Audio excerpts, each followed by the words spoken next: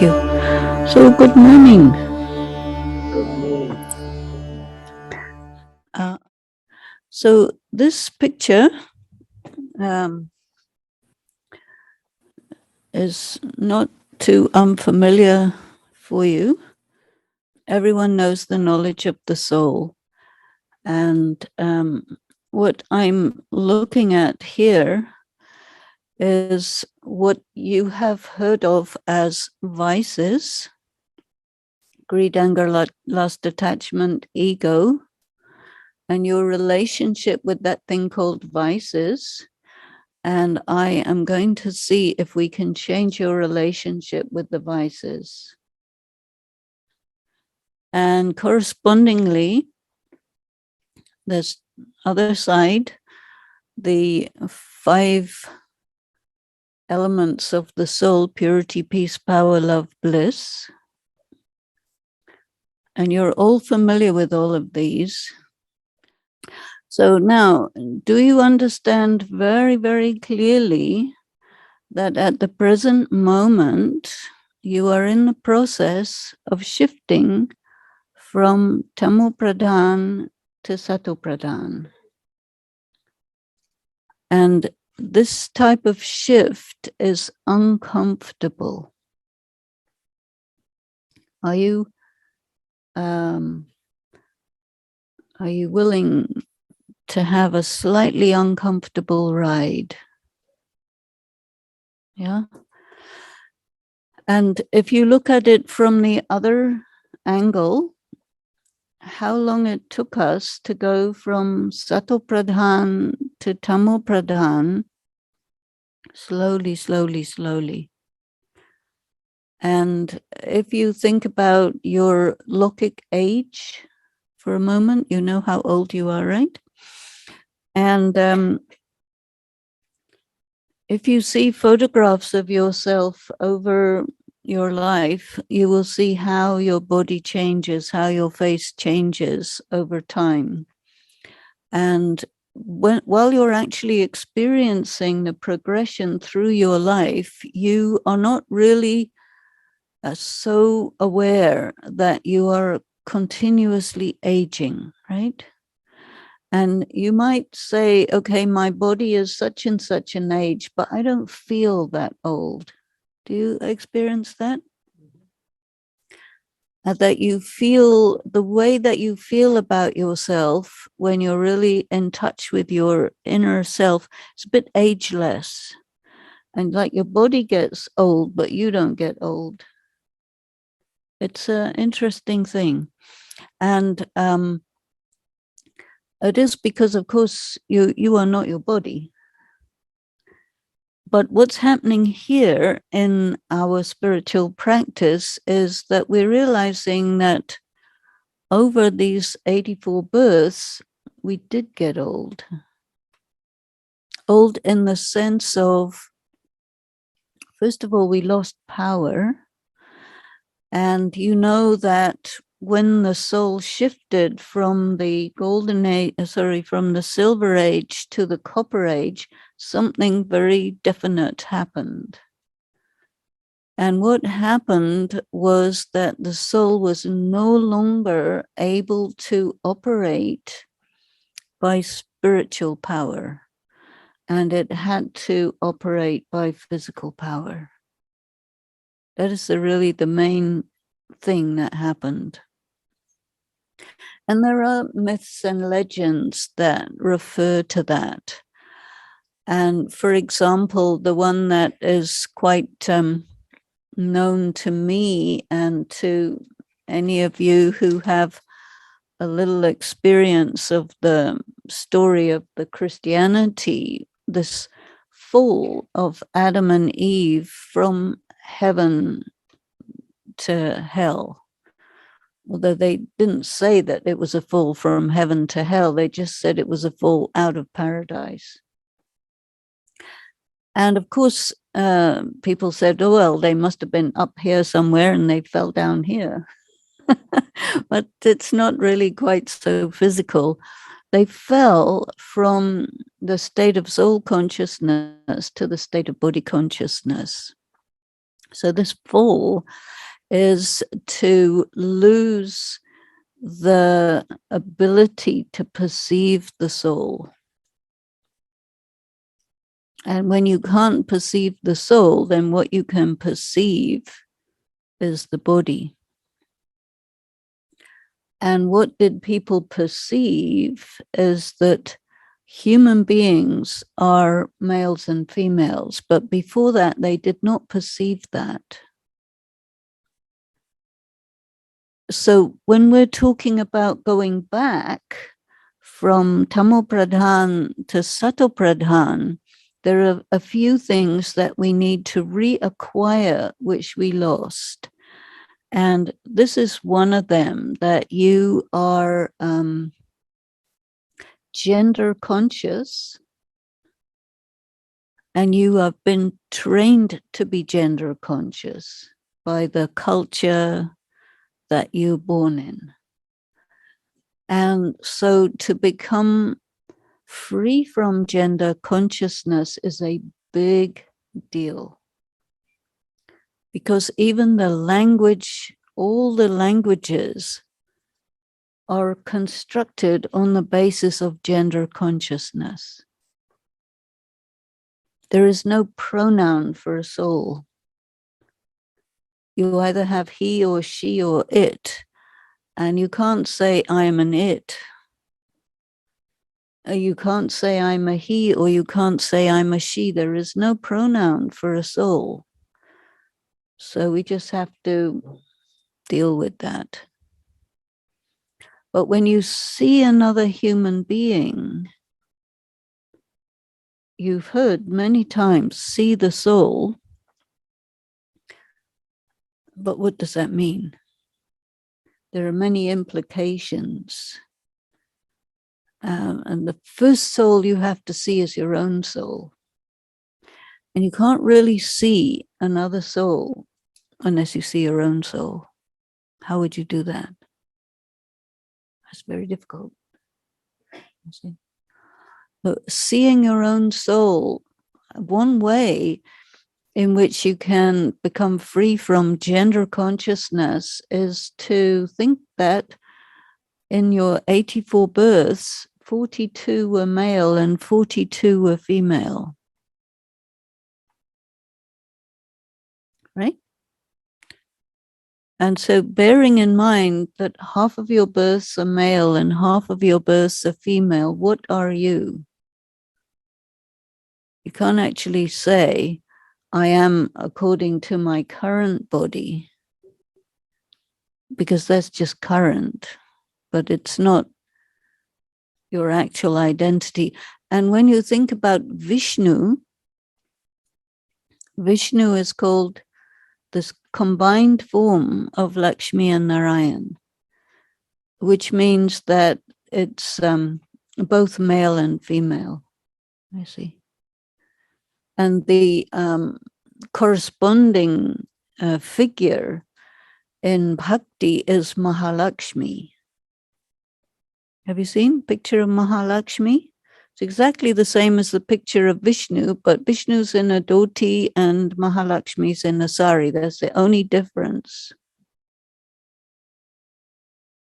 And the dress you wear is told to you by your culture, right?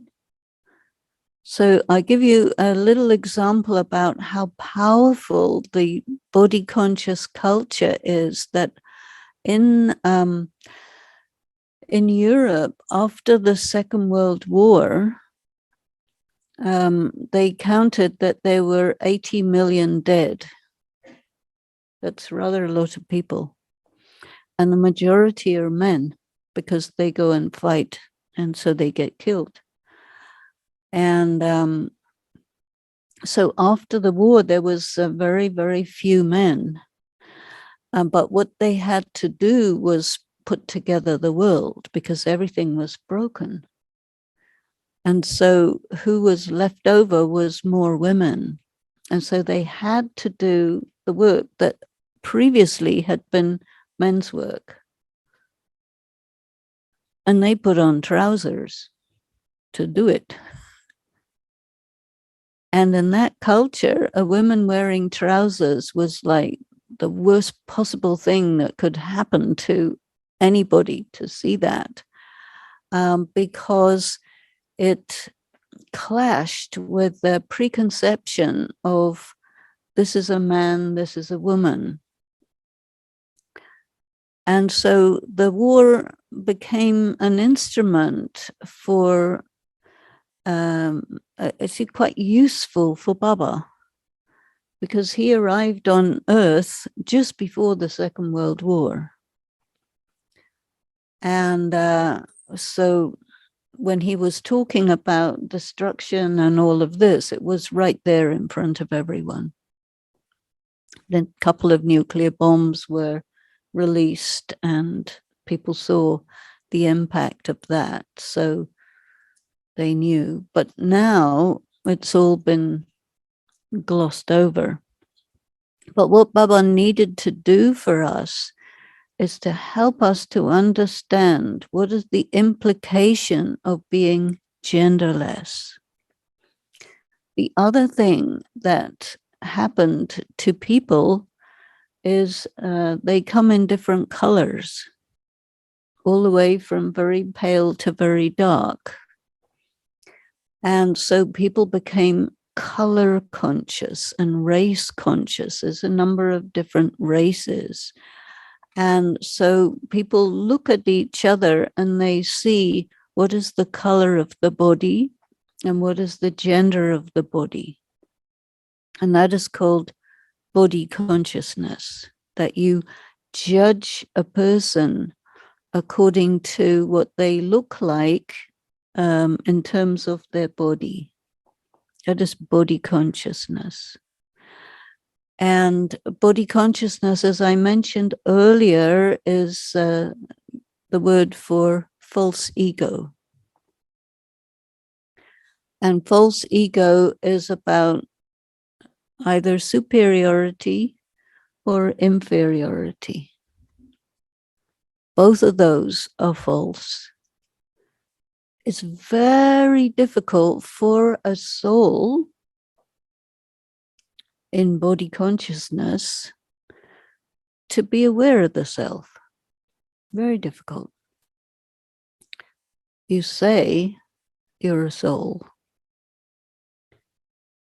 but then we have to make it go from something that you say to something that you are. And so this comparison that I put together is supposed to help us to feel the difference. And there's another area which is the world is divided up into different religions. And religions also implies culture. So this multitude of cultures in the world creates a filter. And your idea of what's okay and not okay is determined by your culture. And how did you get your culture is you were raised in a certain culture. And the other thing that we know from just general knowledge of the world is that almost everyone in the world is raised in a dysfunctional family. Most families are dysfunctional. So what is the meaning of dysfunctional exactly? One aspect of dysfunctional is that there is violence. And many parenting practices are violence-based. And so most people, as they grew up, they're rewarded if they do what they're supposed to do, and punished if they don't do what they're supposed to do. And so this system of reward and punishment trains you to behave in a certain way. And it trains you to collaborate and cooperate with the culture of the people who are training you, right? And because of the vast number of people that we are in this world, and we have this multiplicity of colors, and now we got lots and lots of genders, not just male and female, we have all kinds of other new ones. and people are really have a strong reaction if someone's color, race, religion, or whatever is not according to your culture. And so our sense of right and wrong comes from some external source. And Baba uses the word parmat for that, external source. And par means something which is not you, right? So the whole thing is then, from that perspective, is false. But nobody knows the reality of a self. And so Baba is here teaching us the reality of the self in the context of something which is not the reality of the self. And a lot of people don't realize just how powerful the context is, cultural context. It's very easy to say all these things, but act the opposite. Really easy. And we do it very naturally. And you said when I asked you earlier that you wanted to study this at a higher level. So I thought that we should try to raise the level of our way of being Raj Yogis. And obviously, this process of Raj Yoga takes many, many years because we're shifting our level from one to another to another. Sometimes Baba says that it's like in a school, you have grade 1, grade 2, grade 3, all the way up to postdoctoral. So we have a ways to go. And the way a postdoctoral person considers his subject or her subject is very different from when you're in grade school. It's just completely different. And correspondingly, when we come into Raj Yoga, it's a process of shifting.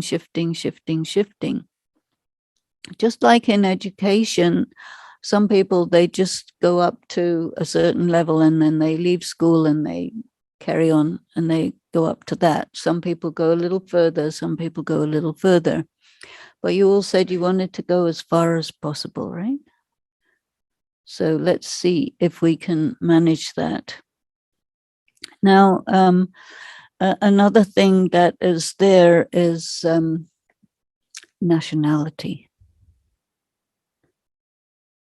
Let's see. Now, here we are in the United States, and in previous times, there was something called the hyphenated American. Have you heard about that? No, that's because that was in previous times. Now it's just Americans. But a hyphenated American was where people were very conscious. I came from somewhere and I'm an American. So you have an Indian American, a Japanese American, a German American, etc. And that was maybe 30, 40 years ago. They were talking like that. But now you never heard of it because what the overall American culture wanted was Americans.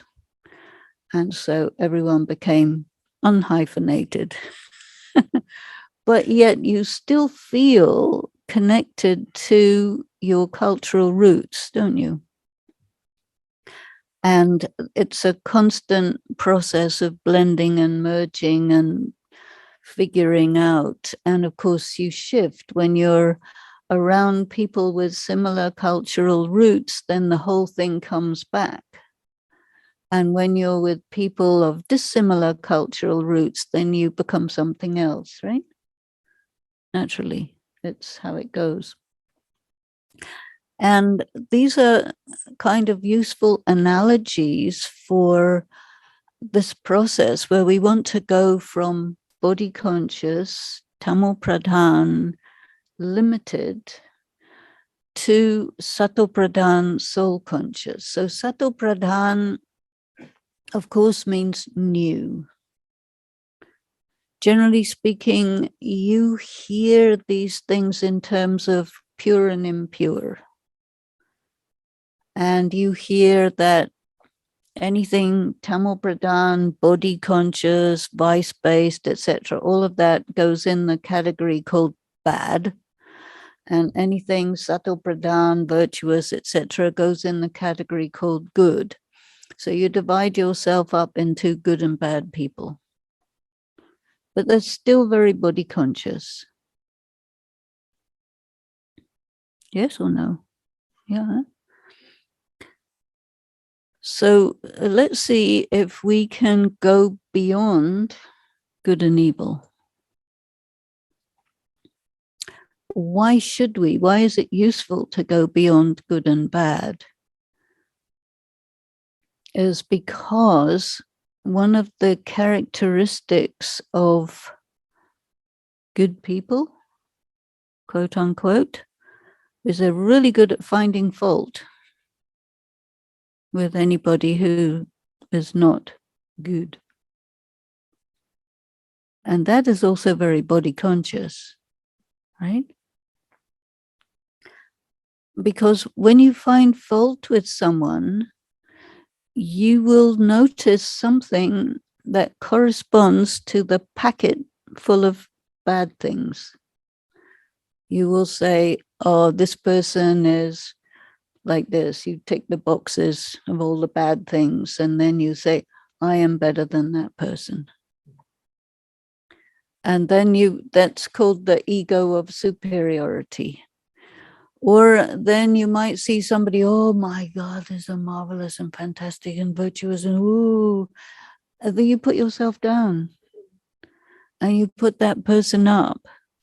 But your evaluation in both cases is on very superficial basis, right? And in the Gita, as I mentioned many times, sense perception, right? So what you see, what you hear, all this sense perception. Now what Baba is saying, know something which you cannot perceive by sense perception. What do you know? You know that all the people sitting in this room call themselves Brahma Kumars and Kumaris. Is it right? Is there anybody who doesn't? Anybody? I don't see any hands going up. So you call yourself a Brahma Kumar or a Brahma Kumari, which means you have accepted the concepts that Baba has been giving to us. That means you think you've had 84 births. Is that right? Now, of course, everyone is different, but everyone thinks they had 84 births, 42 males, 42 females. So, how do you think of yourself as a genderless being? You haven't thought about that? No, I would like you to think about it.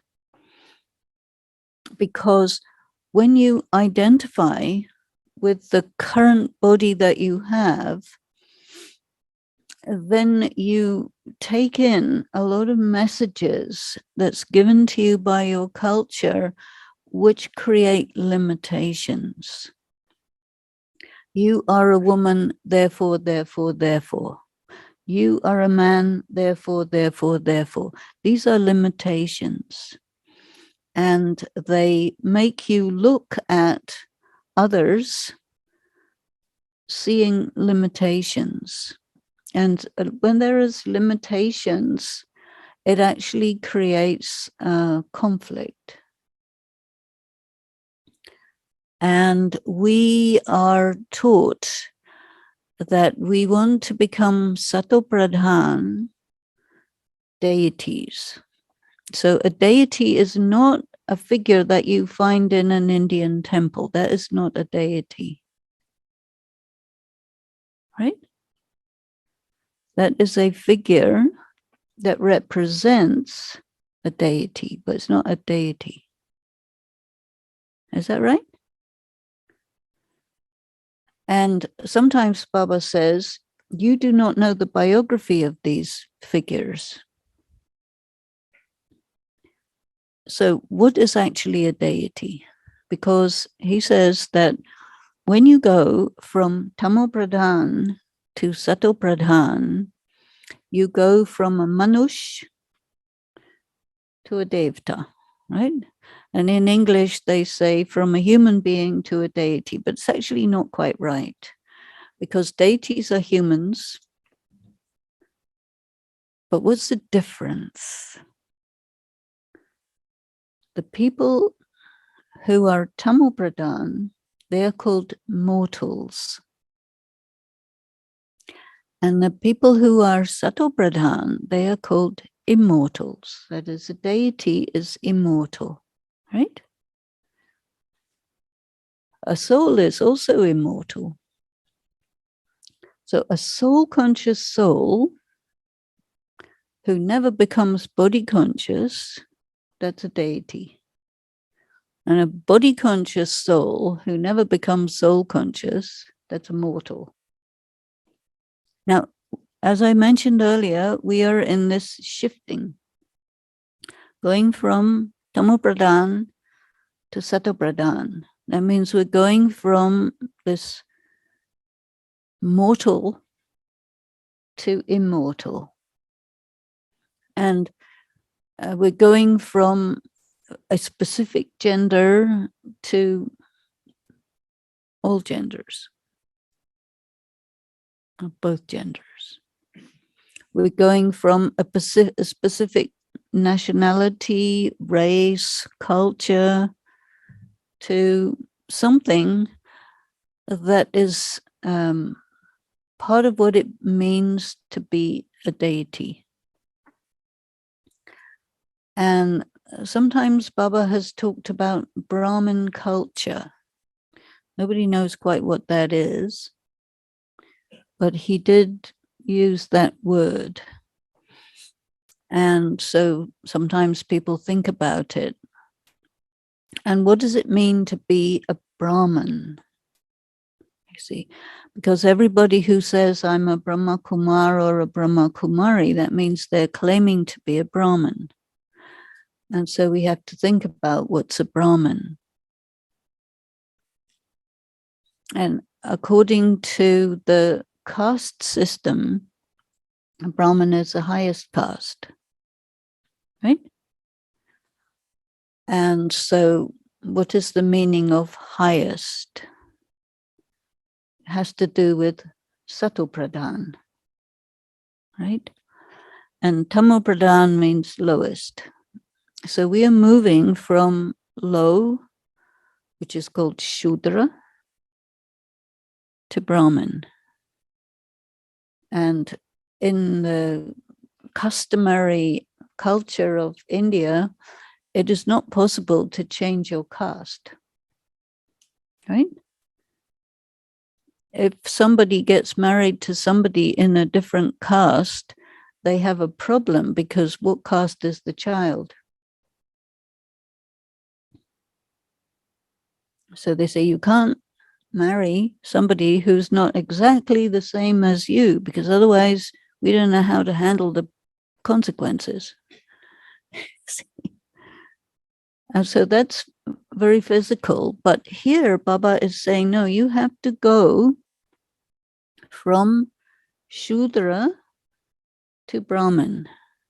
And so what are the Shudra characteristics? A Shudra means chamar, for example, right? Chamar means somebody who works with leather. And what is leather? Skin. Whose skin? Your skin. Not some other animal's skin, your skin. So a person who is attracted by the skin of another human being, that's a chamar. So if you look in the internet and see beautiful ladies, that means you're a chamar. Ah, that's a bit heavy, right? But is it true? Is it true? Well, it is, according to that classification, right? So another thing of Shudra is they clean the toilets, right? So if you're concerned about anybody's mistakes and things that don't belong and that should be thrown away, that means if you gossip, that's what you are. You see? And then also what the Shudras do is, what else? It's basically that, right? And there's one goddess that Baba sometimes talks about, Chandika Devi. Have you heard about her? Chandika Devi. They say she's a cremator, but dust. She's dealing with dust, physical stuff, you see. So the more we are caught up in physical stuff, the more we are in a Shudrapana, right? And so we have to observe ourselves carefully and see, what am I seeing when I see another human being? And the more Tamo Pradhan, body conscious we are, you see the list, you're just conscious about people's money, people's position, are they looking good, whatever, looking good syndrome is quite a big illness, much, much more prevalent than COVID.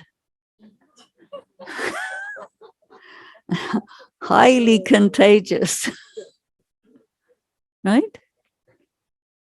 Because if you don't look a certain way, people will say, this means all sorts of things, which it doesn't mean at all. But they say that, your hair has to be this way. Otherwise, if you have gray hair, that's not okay. If you dye it, that's not okay. Then what?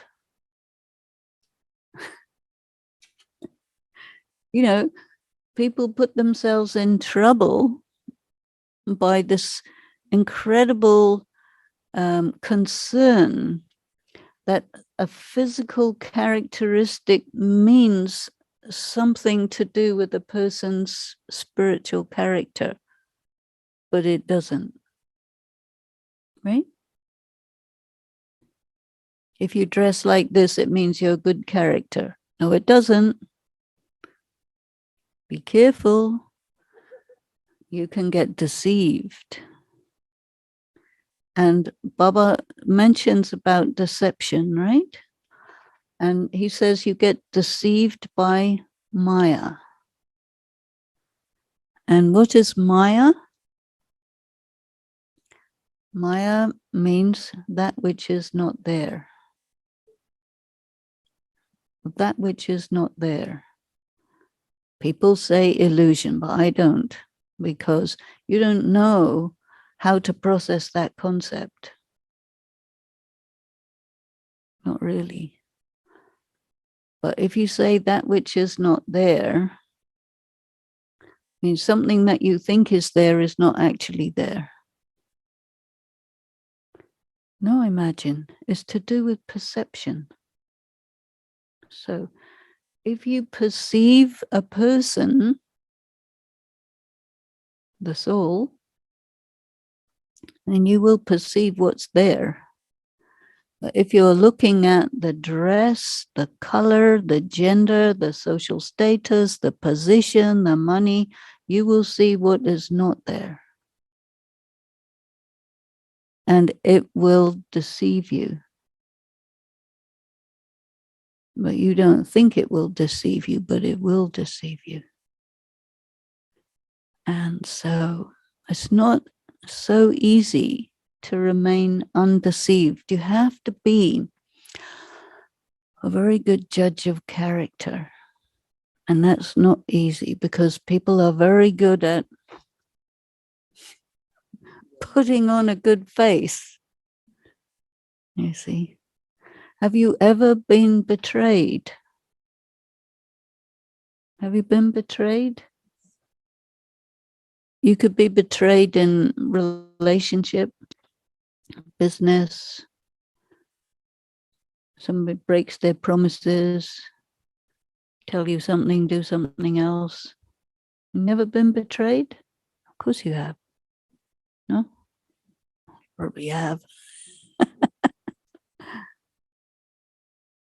But if you have been betrayed, how do you feel when you realize it?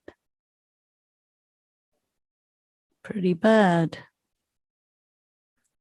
So you don't want to be betrayed by these perceptions. So we have to really look about this and see on the other side.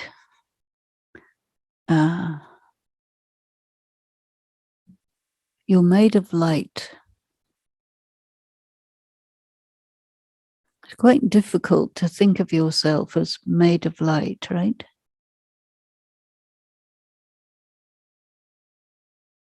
Because nobody sees you as light. They just see your body. And people used to see Brahma Baba as light. Do you know that? And when Brahma Kumaris or Brahma Kumars are really soul conscious, other people can see them as light. So what that means is the practice of soul consciousness is really the practice of really seeing yourself as light and really becoming light. Because what you are, when you're very clear about it, you can project it. And when you are not clear about what you are, other people project what they want you to be onto you. And you receive that projection, you accept that projection, it's part of how you're raised, and you become that. Now Baba says one of the characteristics of a Brahmin is you have to be born twice. Am I right? You don't know? Yes. You cannot be a Brahmin unless you're born twice. That's one of the issues. You see, a Brahmin is called Dvij, means born twice. You have to be born twice to be a Brahmin. How do you get born twice? Well, this is the thing. When you come to Baba, he says, I adopt you. And so that is like having another birth because you get another identity. Your father gives you your identity. So your Lokik father will give you your Lokik identity. And he says, I am your Paralokik father. So I give you the identity as you're a soul. You always were, always will be. You just didn't know. So, but then he says, this is Brahma, Brahma Baba. And you are called mouth-born Brahmins, yes? That means he says, through the mouth of Brahma, you are my child, and you say yes, that's it, adoption done. But once you've said yes, you can't un-yes it. But of course, many people do. But he will hold you to it and say, you got born to me and you can't get unborn. As once you got born, that's it. You're in that family. So you're a Brahmin because you got born. Now you have to be raised as a Brahmin. So raised as a Brahmin means, you know, you have to acquire the characteristics of a deity. So the stage of being a Brahmin is a stage of acquiring characteristics of a deity, and it takes time. You can't be a deity in 1 second. Even though he says you get Jivan Mukti in 1 second, that means you get it, but you can't actually become completely free and completely all the things that a deity is just in 1 minute, because there's still so much Shudrapanna that's still there. Right? So a deity actually means a giver, right? Devta, Dena. So you cannot give unless you have. And so a deity is called Sampuran, right? Sampuran means full, complete, you have everything. So one thing that it is said is 16 celestial degrees. And what are these degrees? A lot of people ask this question, what is this? These degrees refer to the intensity of your light. And the analogy for that is the moon. Did you see the moon last night? So the moon is waxing, and it's about, not quite a quarter, or around a quarter, yeah. And so a quarter of the moon is 4 degrees. And when it's off, it's 8 degrees. And when it's full, it's 16 degrees. So when you are completely reflecting the light of God, then you're 16 celestial degrees. That means you're fully soul conscious. And when people see you, they see light. Yes? So that, and how many degrees we are now, you can't say. Occasionally, Baba says, oh, you're not even Rajo, you're still Tamo. So you can say that the Sato Pradhan is equivalent to the 16 celestial degrees, full light. And then the process of going from Tamo Pradhan to Sato Pradhan is from no light to full light. And so the process of going from the body conscious soul to the soul conscious soul corresponds to that. And what happens when you have full light is all the virtues are included in that full light. So your process of acquiring the light is the same thing as your process of acquiring the virtues. Virtues in the sense of these qualities: purity, peace, power, love, bliss. So when you have vices on the other side, anger, greed, attachment, etc., why you have those is not because you're bad. There's nothing bad about any of it, but you're weak. If you think about it for a moment, what makes you do an action which is against your conscience?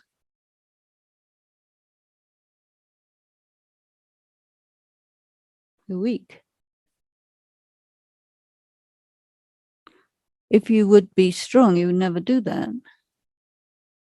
Right? So if you're weak and you try and acquire one of these virtues without making yourself strong, it's a complete waste of time. So many BKs do that. So many. It doesn't work. So I'm recommending that it's no use doing something that doesn't work. Why would you do that? It doesn't make any sense. Better to do what works, don't you think? So when you have really good yoga, what happens the next day? Big Maya, right? Yeah, it's a phenomenon. Most people don't admit it because they believe if you have really good yoga, then you should have no Maya. And so in order to look good, you don't tell anyone. That's okay. That's normal. But we don't want to look good. We want to actually be good. So it's not necessary to just look good. So what we need is to accumulate more light. And so you have good yoga. That means you're taking in a lot of light, a lot of power from Baba. And the next day, big Maya. What's going on? What we also know from Baba is that this is a purification process, right? He says, I am the ocean of knowledge, the purifier. Usually he says those two together, right? I am the ocean of knowledge, the purifier. And knowledge is what enables you to have yoga. So you take in lots of knowledge, you churn the knowledge, you have very good yoga, and then boom, plenty Maya. Because you don't understand or you don't get the idea that when you have good yoga, it will force the impurities to come out. So when your impurities are coming out, how does it look? Suppose you eat the bad food, what happens? You vomit, right? Doesn't look nice, right? But you need to purge the body, right? So purification and purging is the same thing. So when you have good yoga followed by big Maya, it actually means that whatever was like dirt in the soul that was stuck there, it got loosened by the yoga. So it was able to come out. So is that a good thing or a bad thing? It's a good thing. So when you have good big Maya after good yoga, that's called a good thing. Maybe it doesn't feel good. Maybe it doesn't look good. But one very interesting thing that Baba says, which I think is quite helpful, he says that when you have a big Maya, it doesn't mean you have to act on it. That means maybe what you have deep down inside is greed problem. Okay? So your big Maya will take the form of I want, I want, I want, I want. You experience it, but it doesn't mean you have to go get. See what I mean? You experience it and then you tell yourself, Greed. Yeah. Do I need all these various things that I want? Because we do have to make sure that we get what we need. Is that right? But there's a difference between wanting something that you don't need and going for something that you do need, isn't it? So how do you know if you don't need something? Is if you don't use it, right? If you buy something because it's nice, but you don't have a use for it, that's greed. In the sense of you're attracted by it, but you don't need it. So what is that? Just attraction. But how do you know what you need? What you need is for what you want to do, what you want to accomplish. You need stuff. If you want to go from A to B, you need transportation. When you select a car, you have a look at what your needs are. Do you need a big car, a small car, a truck, whatever it is, you know? And you see what you need and you buy that, because then you'll use it and you will feel satisfied. If you buy something that looks nice, but you don't actually need it, it won't fulfill your needs. And you'll be irritated with it because it's not doing the job. You selected that because it looks nice or because it makes you look good or some other reason, you see. So this is how you tell the difference, you see. So you might be having attachment problem. You do very good yoga and the next day you're thinking about all the, you know, I have to have this person and that person and the other person and I can't be alone and blah, blah, blah. You can too be alone. What's problem? Attachment problem.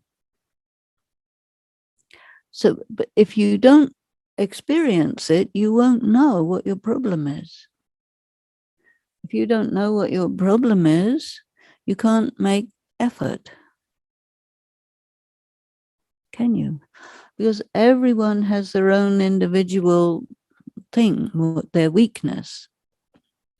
And weakness is what drives these vices, not badness. Very important to know that. Because if you think you're bad, what will happen? You will go into the ego of inferiority. And when you go into the ego of inferiority, you will do karma that reduces your ability to be who you are. That's not useful, right? Who would do that? But so many people do that because of this idea of badness. So I think it's better to recognize that I am a pure, peaceful, powerful, loveful, blissful being of light, and I need to increase my light, my power, you see? Because when you take power from Baba, when you sit in meditation, right? We sit for hours and hours in meditation, but what's going on in that? When you sit in meditation, what exactly is going on? Are you listening to the music? Useless. Are you listening to a meditation commentary? Piggyback. That's not really tapasya, you know. So tapasya, if you know this word tapasya, means you're striving, right? This tapasya means striving. You know this word striving? You're trying hard. What are you trying for? Concentration is important. What are you concentrating on? There's two kinds of concentration. One is physical concentration, which will give you a headache. And one is spiritual concentration, which will make you less tense. So most people spend most of the time in tension, right? And then you will increase your tension when you sit and meditate, in the idea that this is concentration, but it's actually keeps you in a more physical state. So when you meditate, I think you need to spend a good amount of time letting go of your tension first. And bringing yourself into soul consciousness. And for that, you have to churn. Concentration is achieved through rotation. Rotation. Rotation means you have to move the knowledge around in your intellect. Swadarshana chakra is one aspect of it, but the thing about rotation, it does two things when you spin something. One thing is it enables you to go very far.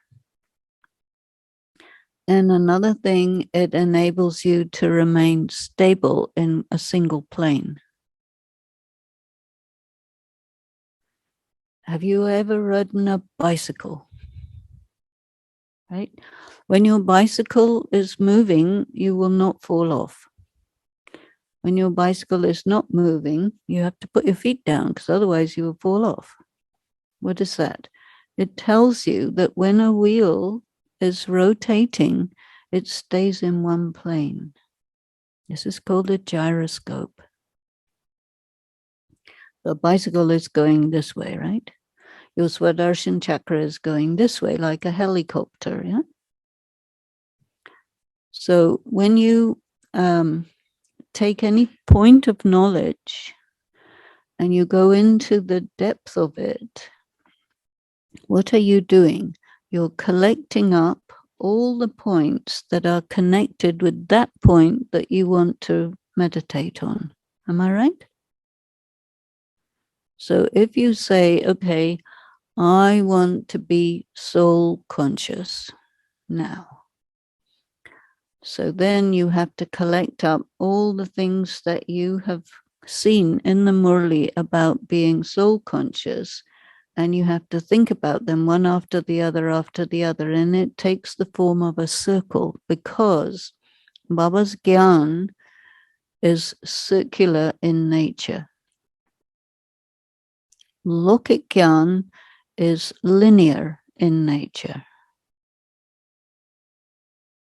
You go start here and you end up God knows where, but it doesn't take you back to the beginning. Gyan, any point of gyan, takes you back to your point of departure again and again. So it's circular in nature.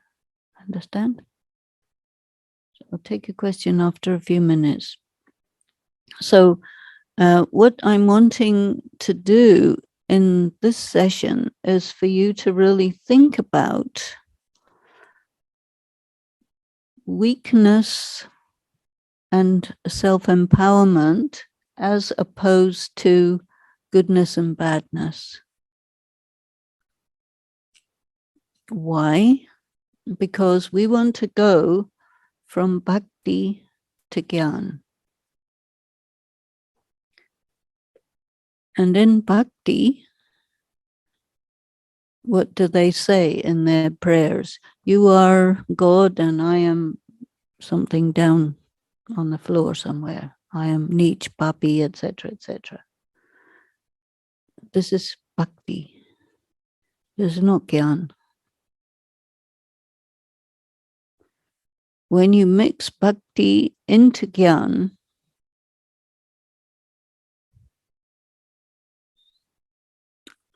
then you you don't have something pure, you have something mixed. There is a question. If you have a glass of nectar with a drop of poison in it, what is it? And if you have a glass of poison with a drop of nectar in it, what is it? See my point? So what we want to do is gradually filter out those elements of bhakti which are going to take us away from gyan or prevent us from taking full benefit of gyan. Do you see what I'm saying? And so, you know, who created bhakti? People. You know, who created gyan? Shiv Baba. You see, so already you have a clear difference. There's something that comes from people, even if they're well-intentioned and so on, but they're still people. And then there's something that comes from God. And he is not a human. Did you notice? And we are humans. And all the other humans are also humans. So bhakti is some human beings saying something to some other human beings. That's okay. Except that in the confluence age, now we have access to God, which we didn't have before, right? And we reached God somehow. How did you reach God? Very difficult to reach God, but somehow we did. I don't think you can find God. Can you find God? No, I think God found us, no? Because you can't find God. We've been trying for centuries, you know. But anyway, he says, okay, now you come, right? Just think about, how did you come in Gyan? It was kind of a little, you know, unexpected. And he just grabbed us, right? And if you think about what Brahma Baba said about himself, he said, I was going along just fine and I got captured by Shiv Baba, who said, okay, now, sorry, you're mine now. Forget about everything else. You're my instrument, Brahma. And then us, he said, okay, I need you guys. And you said, yes, us, me. Okay. And then you say, I did not sign up for this. Yes, you did. So that means, though, that we have to gradually remove the bits and pieces of what is known as parmat. Bhakti is parmat, right? It comes from people. Parmat means concepts and ideas that come from not others, very particular others, not just any old others. It is the prevailing social attitudes of the culture and society in which you were raised. That is parmat. And so it was created by the leaders of the society who said, this is how it is, right? Who wrote the scriptures? You say, oh, Vyasa wrote the scriptures. Who is Vyasa? A bunch of people going by the name of Vyasa. It's all the scriptures are, there's a special word for it. You won't know it, but I found out, so I'll tell you. They're called eponymous. Eponymous is a word that means something that's written by lots of people, but it goes under one name, which is not any of their names. It's just an invented name. And so this is how the scriptures are. They're created by a bunch of people who are the leaders, the people who are the elders of the society, you can say. So they create it and then it gets passed on.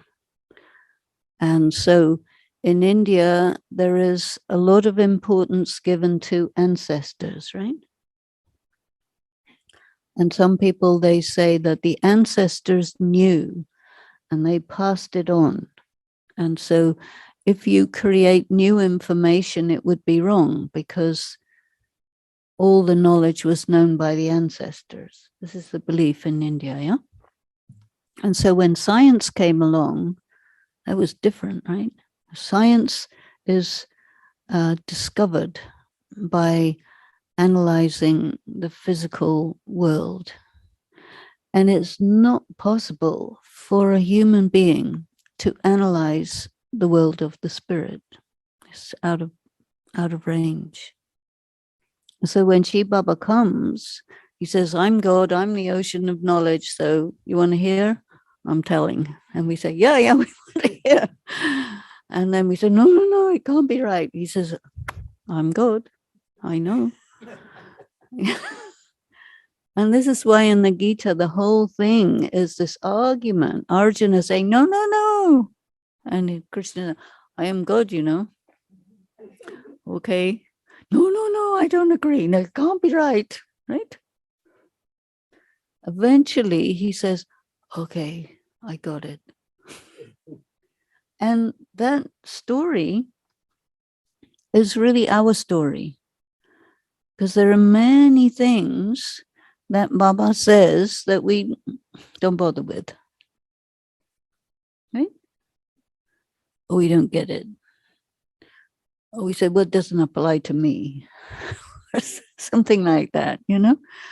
But we carry on and slowly, oh, yeah, that's right. And it takes our whole life to arrive there, but we do arrive, right? And when we arrive, it's called karmatit. And what causes us to do negative karma? One is weakness, and the other is parmat. I see. And then you know that Baba says, okay, you have parmat, you have shrimat, and you have manmat. And in the English Murli, it says parmat is other people's ideas and manmat is your own dictates, but it's not really that at all. Parmat is what comes from human beings, the elders, the culture, all this. And manmat is you internalized it and made it your own. So parmat and manmat is identical. So what you really have is two things. You have parmat, manmat as one thing. Then you have shrimat, which is another thing. And so we're going slowly from parmat, manmat combination to shrimat. And it takes time. So we have to be patient with ourselves. And we also have to be very patient with each other, because everyone is going through this process and different people are at different levels. And also, when you're taking light from Baba, you're also using it up. And so very, very frequently, you will find BKs, they take power, they use it all up, and they start again from square one every day. So you don't have the feeling that you're getting somewhere. Do you experience that? So one of the things we want to try to do is to identify what causes us to drain out the power that we accumulate. Because there are some things that do that, but I won't talk about that now because our time is disappearing. And we need to keep a little bit of time to just sit quiet and think about this stuff. Because meditation means to think deeply about what's worth thinking about. That's meditation. So I want you to especially think about the shift from Sato Pradhan to Tamo Pradhan is a shift from lack of power to full power. Om Shanti.